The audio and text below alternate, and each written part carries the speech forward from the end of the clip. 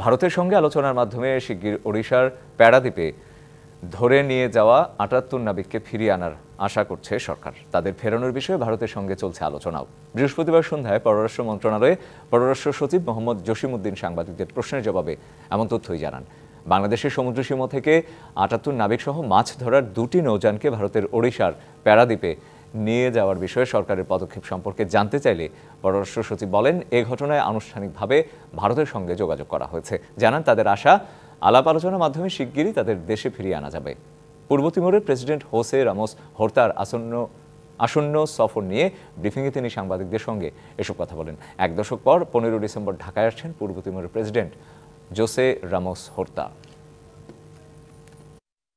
এ বিষয়ে আলাপ আলোচনা চলছে। আমাদের যারা ভারতীয় কর্তৃপক্ষের হাতে আছে তাদেরকে ফিরিয়ে আনার জন্য, এবং আমাদের প্রত্যাশা যে আলাপ আলোচনার মাধ্যমে আমরা তাদেরকে শীঘ্র দেশে ফিরিয়ে আনতে পারবো।